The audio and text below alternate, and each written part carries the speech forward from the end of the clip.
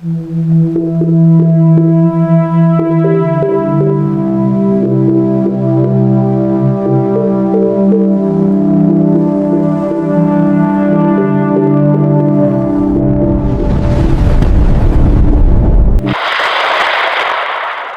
po ang ating weather update. Patuloy pa rin na nakakaapekto sa ilang bahagi ng ating bansa itong shear line. Kasama dyan yung Northern Samar, buong Bicol Region, probinsya ng Quezon, Marinduque, Romblon, Oriental Mindoro at probinsya ng Palawan. Ibig sabihin ay makakaranas pa rin tayo ng maulap na kalangitan at mataas pa rin yung tsansa ng mga pag-ulan. Pero nakikita rin natin sa ating analysis na unti-unti naman na mababawasan yung mga lugar na naaapektuhan ng shear line at unti-unti dahil sa paghina ng amihan ay aakyat yung mga lugar na maaapektuhan ng shear line. Bukod sa shear line ay patuloy pa rin na nakakaapekto sa malaking bahagi ng Luzon yung hanging amihan. Bukod sa malamig na temperatura na dinadala nito sa atin, lalo na nararamdaman po natin ngayon dito sa Metro Manila na may kababaan yung temperatura, medyo malamig, ay meron din naman itong dala ng mga kaulapan. Kaya nandun pa rin yung tsansa ng mga light rains o mga pag-ambon dito sa Cordillera Administrative Region, Cagayan Valley Region at sa probinsya ng Aurora. Dito naman sa Metro Manila at sa natitirang bahagi ng ating bansa ay mas mababa na yung tsansa ng mga pag-ulan. Pero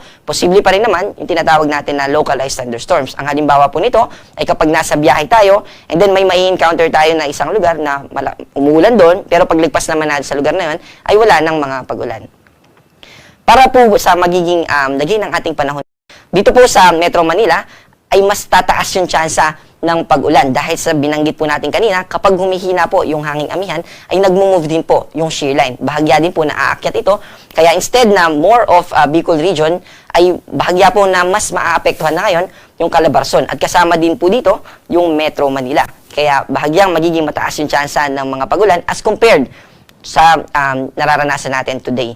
Pero patuloy pa rin yung epekto ng hanging amihan dito sa northeastern part ng Luzon at ganoon din naman ay partly cloudy to cloudy skies. Ibig sabihin, mas mababa naman yung tsansa ng mga pag-ulan dito sa western part ng central and northern Luzon. Ang agwat ng temperatura dito sa Metro Manila ay 24 to 29.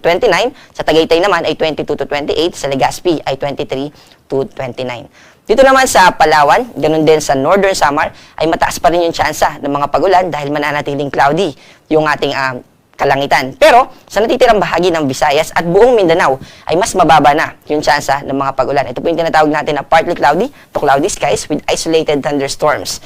At ang agwat naman ng temperatura dito sa Cebu ay 25 to 32, sa Iloilo naman ay 25 to 31, sa Davao ay 24 to 33, at sa Cagayan de Oro ay 25 to 32.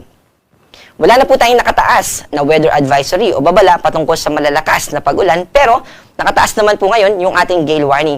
Gusto po natin paalalahanan yung mga kababayan natin dito sa Ilocos Norte na iwasan po muna natin na pumalaot. Posible po na maka-encounter tayo ng hanggang 4.5 meters na taas ng mga alon. Mas mataas pa po ito dun sa mga ring o sa mga basketball court na ating pinaglalaroan kapag standard po yung size nung court natin.